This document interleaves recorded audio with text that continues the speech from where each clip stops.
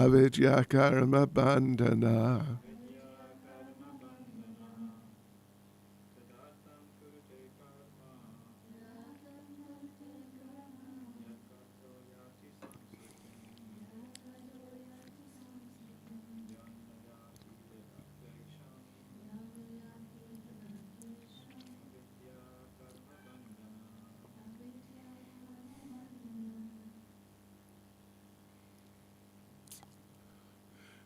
Ladies,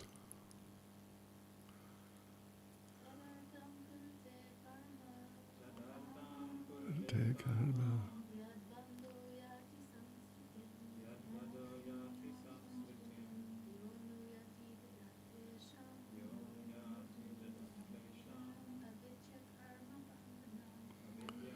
Karma bandhana.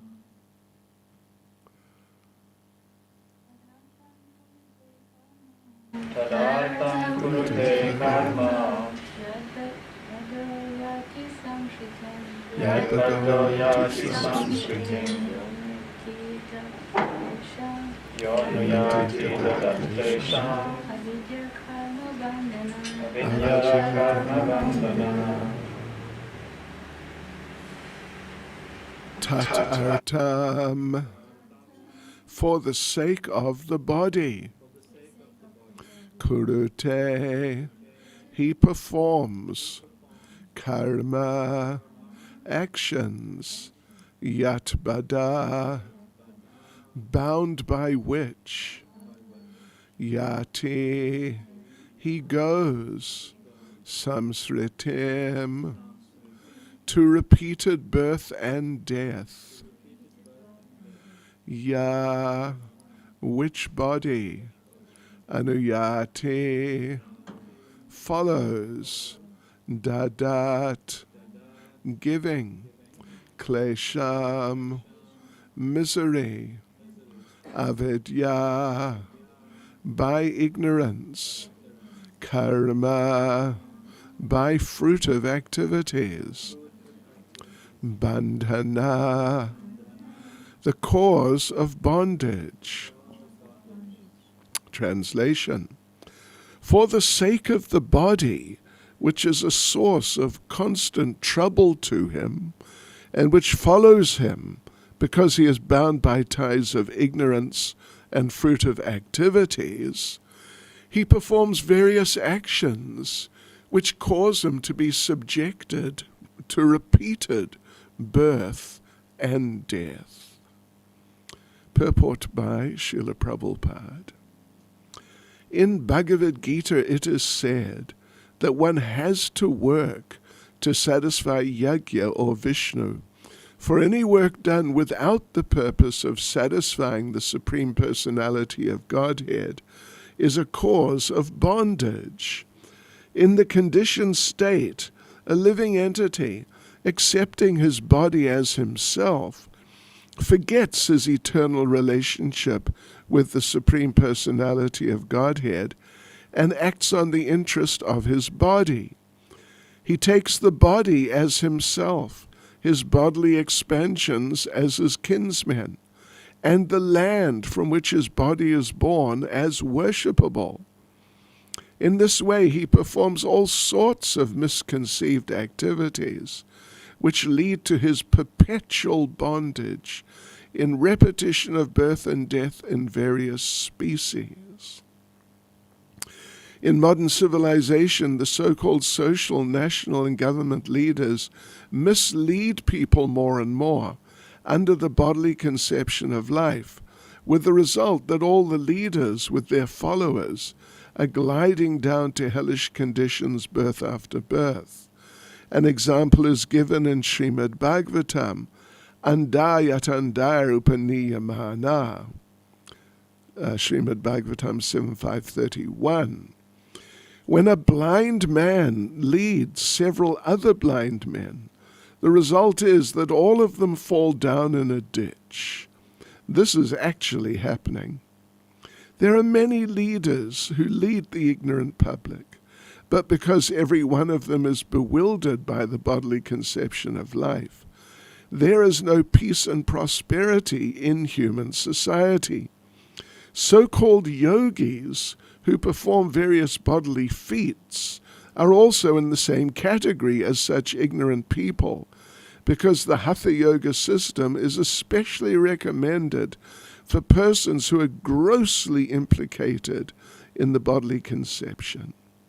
The conclusion is that as long as one is fixed in the bodily conception, he has to suffer birth and death. Tadartam kurate karma yadbado yati samsritim yoniyati dadat klesham avidya karma bandhana. For the sake of the body, which is a source of constant trouble to him, and which follows him because he's bound by ties of ignorance and fruitive activities, he performs various actions which cause him to be subjected to repeated birth and death. Nama Om Vishnu Padaya Krishna Prestaya Bhutale Shrimati Bhaktivedanta Swaminiti Namane Namaste Saraswati Deve Gauravani Pracharne Nirvishesha Shunyavadi Paschityadeshatarne Shri Krishna Chaitanya Prabhu Nityananda Shri Advaita Gadadha Shivasati Gaura Bhaktivinoda Hare Krishna Krishna Krishna Hare Hare Hare Rama Rama Rama Hare Hare Vanchkalpatarubhyascha Kripa Sindhubhyevacha Patitanam Pavanebhyo Vaishnavebhyo Namo Namaha. Srila Prabhupada Ki Jai. Yes, so we read a little while ago about the sufferings of the conditioned soul after death, being taken by the servants of Yamaraj and undergoing some really horrible sufferings, and then being placed in the next body, in the womb of the next mother, and there undergoing all sorts of horrible situations, and then coming out into the world again with great difficulty. And then what happens then? Undergoing all sorts of horrible conditions. So from the sufferings of death, and then just after death, all of that those horrible things, into the womb, all sorts of horrible things, coming out again with great difficulty, and then all sorts of horrible things. It sounds like it's not a good program. We could do a lot better. But people don't know of an alternative. They don't know. Information is available, of course, and even in different religious traditions, but of course, particularly in Krishna consciousness, but still they don't really know. Either they just haven't heard, or they just not aware, just haven't been exposed to things like that. And therefore, they don't really have another choice. They certainly don't have a specific choice that we could actually give this way of life up and go into a specific way of life where there is some possibility of a real bright future, nice future. And Srila Jiva Goswami makes the point in his commentary on Brahma Samhita that commentary on the verse, what is it? Is it 56? But anyway, one of the verses there, which describes how in Goloka all the water tastes like nectar, like our nectar. And every step is a dance, every word is a song. Yeah, those things. Yes, and it's so much nicer than what we are used to. So much nicer. Every step is a dance, even when we're just walking along, just going somewhere. But every step there in Goloka is like our best dance. We don't have so many good dances here in Radharadhanath Temple. I think Raghunath Bhatta Prabhu, to my knowledge, is the best. I know Arjunacharya gets into it with him sometimes.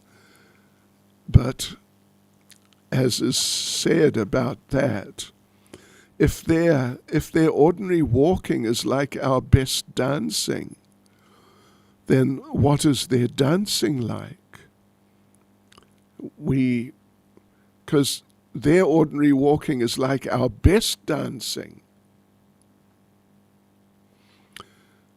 So if their ordinary walking, we have no experience beyond our best dancing, whatever that is, whoever that is.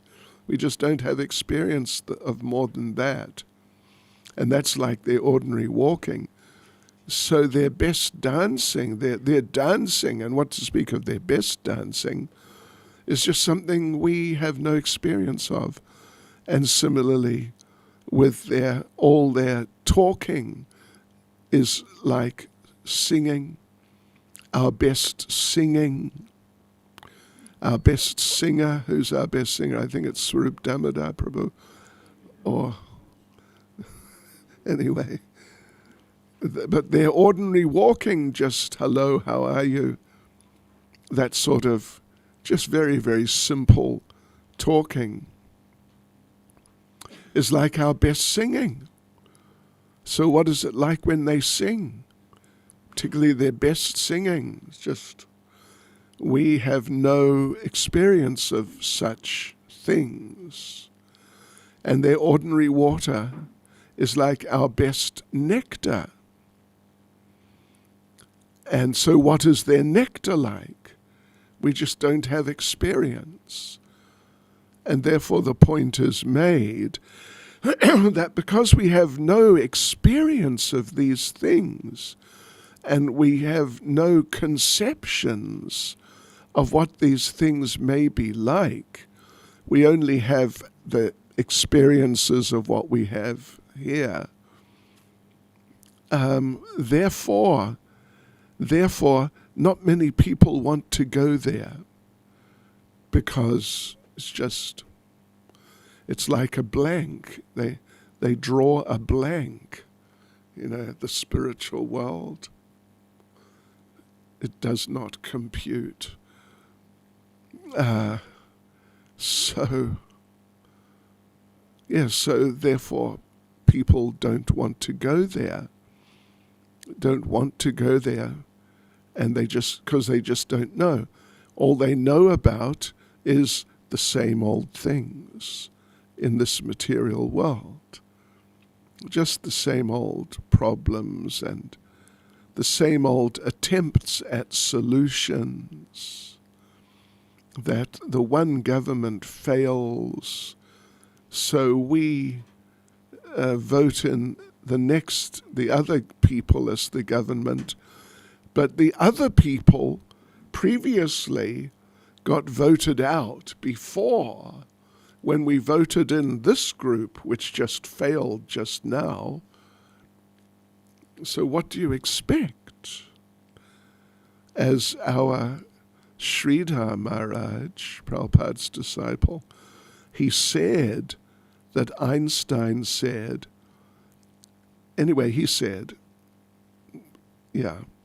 that a definition of insanity is to think or expect that by doing the same things as we have done them for so long before, but if we do them again in the same ways, we may get a different result. This is insanity. At least he said, that's what Einstein said. I did a little research and I couldn't find that, but he said that Einstein said it. Maybe he did. Einstein. I read that an actual account that Einstein, that there was a premiere of a Charlie Chaplin movie, and Einstein went, and the two of them met, Einstein and Charlie Chaplin, and they were having a little discussion, and Charlie Chaplin said, "People like me because they understand me." And Einstein said, "People like me because they don't understand me." And Einstein said, "What does it mean?" And Charlie Chaplin said, "Nothing." I mean, that's just, material life in a nutshell. Whatever you sort of try, you just end up with nothing much. And often actually nothing. And often just so much difficulty. Just so much difficulty. As the next verse is going to say, I know who's going to give class tomorrow, but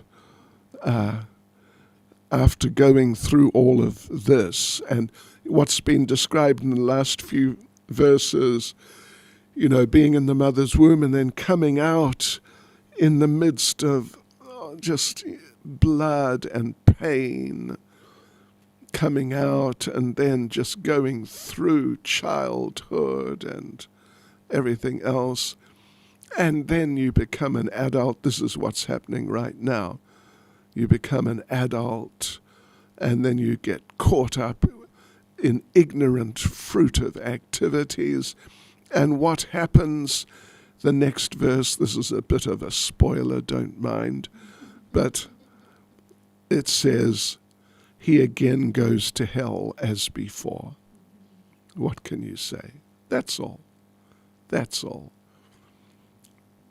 So, it's something you can do, actually, is just have in your mind, hopefully, a strong enough conviction that if your mind ever wants to just go off into some dream world of material enjoyment, daydreaming about happiness through different material arrangements, you can just remind yourself that what happens according to Srimad Bhagavatam, if you pursue that and try and seriously come to grips with it again, then as the next verse will tell us, he again goes to hell as before. And therefore, it's not worth it. It's not worth it. Even though Maya, we mentioned perhaps on one of the days,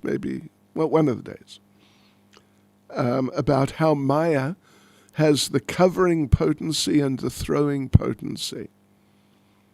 Maya covers our intelligence with different ideas, particularly ideas of how we could get enjoyment if we just did this or that or something in material life. Then we could get enjoyment. and the beginning, or, a step down the path towards fall down means that as that is going on in the mind, that we could find happiness. We just got to do this and that. But the fact is that, the progression towards hellish existence is for us to think, yes, I could. So why don't I? I'll give it a try. Anyway, silly person, you already tried. But you didn't just try. You tried and tried and tried. And there's a saying, if at first you don't succeed, try again. We already tried and tried and tried. And, how many times tried? How many times? We really tried. We are due for an award for trying. Special, merit award or something for trying and failing. How many times trying and how many times failing? But still somehow Maya covering and throwing, Maya is so powerful, and we, due to our desire to enjoy independently from Krishna, we are so susceptible to being presented with some prospect that we could enjoy in some way, that even though we've tried and failed, perhaps, and some sort of uncountable number of times, not just one, not just 10, not just 100, but many, many, many times we tried and failed. But despite that, there's a willingness to try again. Yes, and go through the same thing again. So that's the covering potency of Maya, that the person's intelligence becomes covered over by some idea of how I will be able to find happiness. I can. The acceptance of that idea being covered over, then one tries and gets thrown down, thrown into suffering, thrown into difficulty, thrown into anxiety, and then thrown into suffering again. And so therefore the verse says today that this person, that the conditioned soul, performs various actions which cause him to be subjected to repeated birth and death. So a devotee is a person who can see the connections, maybe through some personal experience, but also just through observation. A devotee is a person who can see and understands how this works.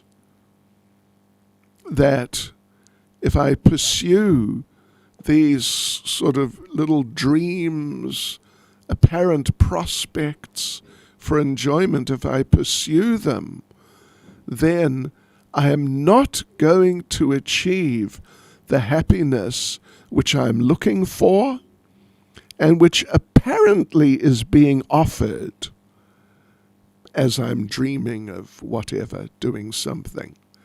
And it looks like, oh, well, I could do it. I could become happy. So that's a devotee. That's a devotee. And the more the devotee is fixed in that, understanding and perception, and the ability to sort of put two and two together when observing situations in this world and observing people, and through knowing people and having seen what people have gone through and having gone through it oneself. So that's a very important part of the character, the nature of a devotee, to be able to see it like that, because that's what it is. And then, of course, there has to be the engagement in Krishna conscious activity through which one gets the higher taste.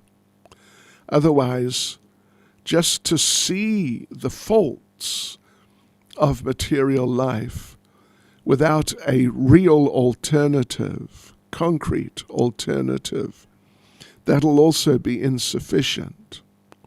This is the problem of one of the main problems of the impersonalists, that many of them, at least traditionally, they have the idea that Brahma Satyam Jagan Mithya, very popular slogan or sutra, Brahma Satyam, Brahman, spirituality is truth, whereas Jagan Mithya, this world, is false,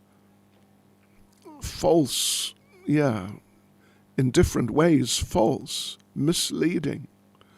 It's not what it appears to be, and it can't give what it appears to be able to give. So classically, those impersonalists, they see that. They see that. And therefore, they reject or try to reject material life and become austere and focus on Brahman with a view to entering into Brahman, the Brahma Jyoti.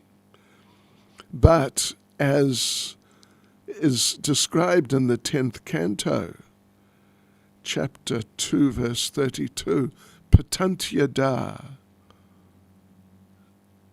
they fall down again because they have no position. They can't really achieve a position on the spiritual platform, but the devotees can through devotional service, through experiencing the higher taste. Otherwise, as described here, the people, this person now, a few verses ago, this person was in the womb and just coming out, as I read maybe a week or something like that ago, and then having come out and being smacked on the backside, at least that sort of caricature is presented, smacked on the backside and then sort of shaken into action, then the birth is considered successful if the child cries.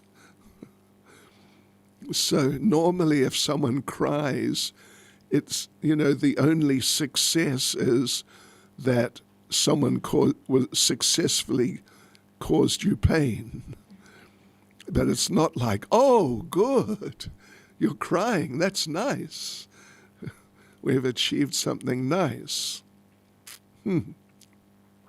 So then from that, then through childhood, I was reading through the verses Prabhupada talks about after, in the Poganda stage, in the Kumar stage, from 0 to 5, then the child plays and sort of fools around. And then in the Poganda stage, from 5 or just after 5, something like that, on till into the teens. That's the Poganda stage. And the way Prabhupada puts it is that then the child at the age of 5 or 6 has to go to school, but the child doesn't want to go to school. The child wants to carry on playing. Not that the playing is really so nice. I found it to be an interesting experience. In Siberia, it was several years ago at a festival, and there are 2 little children, 2 little boys, and one of the boys had 2 little plastic horses. Means, like this size, really. Little horses. And the other little boy, who was a little bigger, but, pretty small, had no horses. And the other boy wanted one of the horses. So the mother of the smaller boy who had the plastic horses told the little boy, give him one. So the smaller boy, being nice or whatever, being told by his mother, he gave the other boy one of the horses. Now they've each got a horse. But the slightly bigger boy wanted the other horse too. So he just took it. And the little boy who had the 2 horses and now had none, he became, mildly traumatized, as happens. And I was watching this whole event and thinking, just see what goes on. Just see what goes on. So you go through a difficult childhood, preschool stage, and the way Prabhupada describes it is then you get put in school. You just read just a couple of days ago. You get put in school and the child becomes frustrated. I can't play. I got to be in school. When there used to be some sort of interaction with the community, I would sometimes ask our devotee children, how's school? And a number of them would say, oh, it's good. I don't know about any of you, but I know when I was at school, I was not happy. I was just not happy at school. Oh, gosh. And then I got out of school just when I turned 17, and I was really not happy. Out of school also. And it became too much. So that's what's being described here. And then the young person becomes a young adult, as I think you just read yesterday, or, one of the last couple of days, that, what is it? Oh, well, anyway, there was something about the suffering, going through different sufferings, frustration and anger. Wasn't there something about frustration and anger? Due to ignorance, he becomes angry and sorry. In boyhood also he suffers pain over desires to get things he can never achieve. And thus due to ignorance he becomes angry and sorry. So it's just from one unfortunate situation to another. And how's it working, as Lord Kapila says here? It's for the sake of the body, which is a source of constant trouble to him, and which follows him You can't get away from your body. As soon as you turn around, you see, oh, my body's still with me. Follows him because he's bound by ties of ignorance and fruitive activities.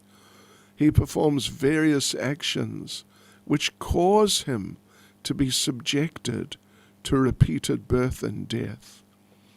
So what is being pointed out here, and in the purport Prabhupada focuses on, is how this tendency, this not just tendency, but it's like a fatal attraction, an unavoidable, inextricable type of attachment to the body,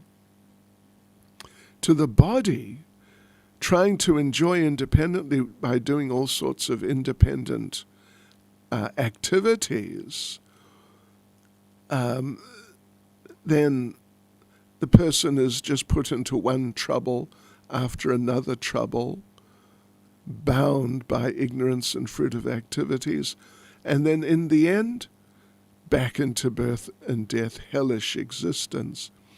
So Prabhupada in the purport refers to Bhagavad Gita, I think is it 3:8 or 3:10, 9? Yagyartat karmanon yatra, loko yam karma bandhana, tad artam karma kontaya, mukta sangha samachara. I just noticed the first line of this verse, tad artam kurute karma, and that verse says, what is it? Tadartam. What is it? Karma konteya, tadartam. Tatartam. Yeah. So that verse in Bhagavad Gita is saying that work as a sacrifice for Vishnu has to be performed. Otherwise, work binds one to this material world. And therefore,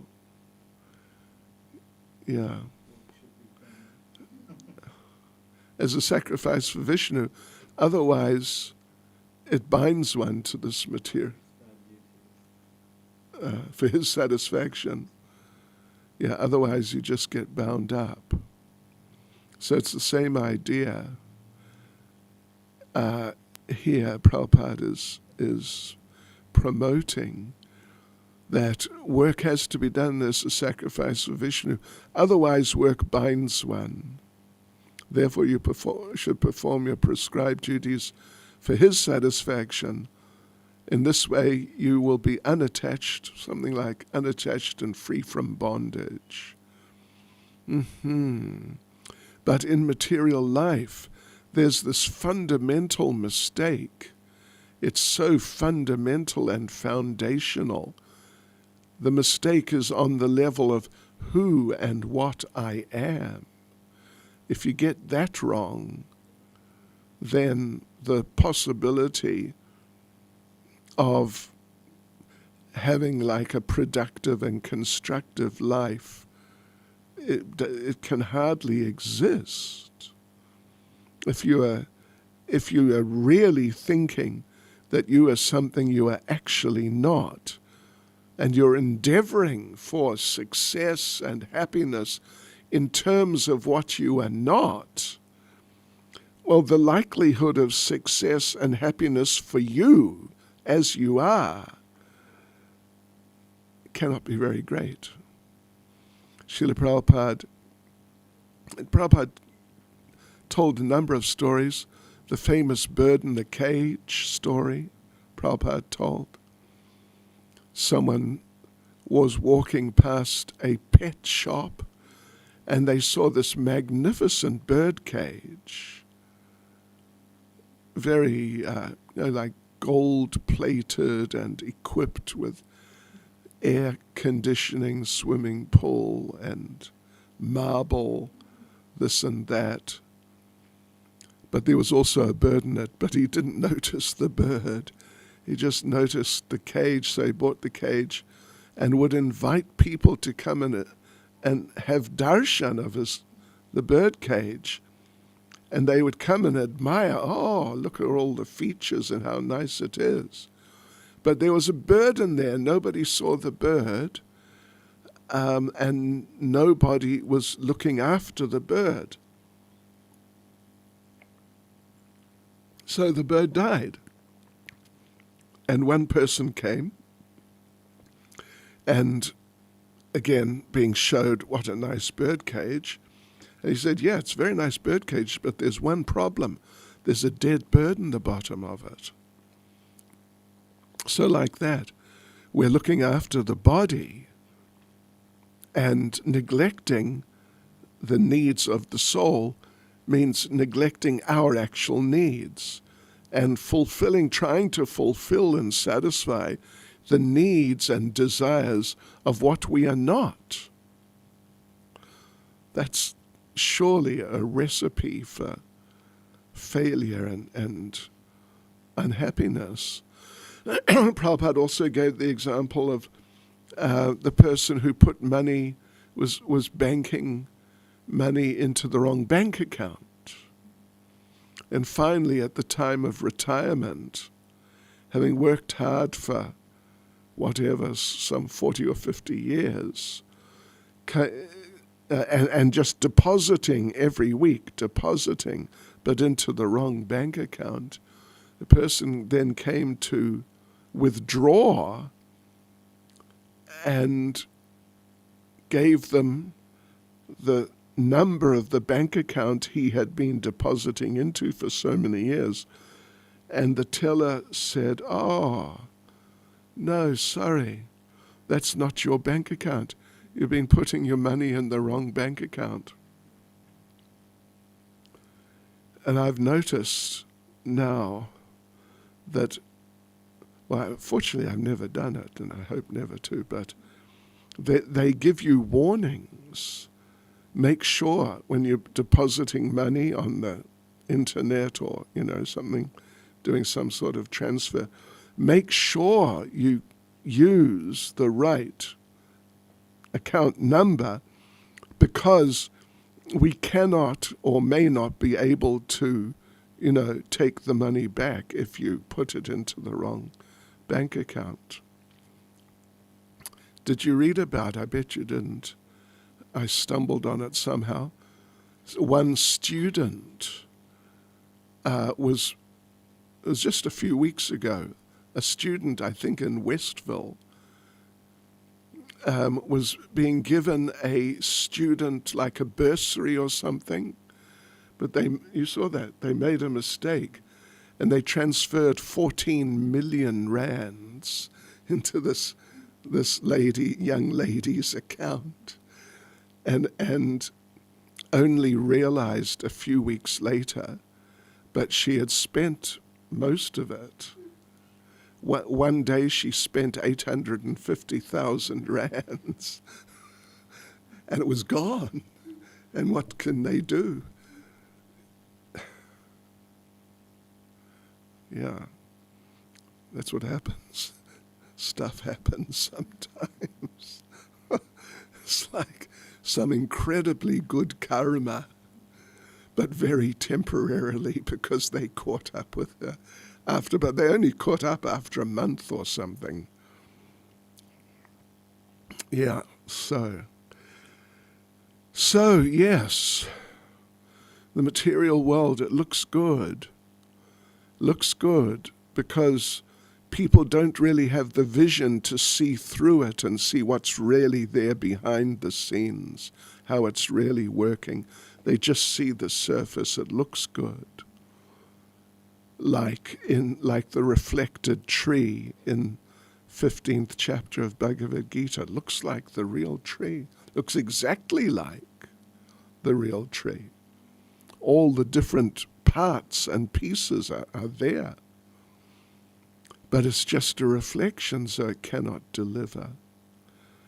So similarly, this material world looks good, but it cannot deliver. And even if it does deliver, it only delivers on the bodily level, and we're not the body, and we cannot really get much pleasure through the body at the best of times. So this is all a terrible, just very unfortunate recipe for suffering. Yes. So therefore we have to engage in devotional service and keep engaged and not become bewildered. Prabhupada talks here about how the materialistic leaders who are bewildered in these ways, and they're promoting that way of life, materialistic way of life, but they're just like blind men leading other blind people, and the result is they all fall down in a ditch. So we have to keep engaged in devotional service and really try to not become enamored by the apparent prospects for enjoyment in material life. Hare Krishna. Any comments or questions, including from the internet? Really? Marie? No. Okay. And from the internet? Doesn't seem so. Okay. Oh, something happened. No, didn't happen. Hare Krishna. Srila Prabhupada Ki Jai.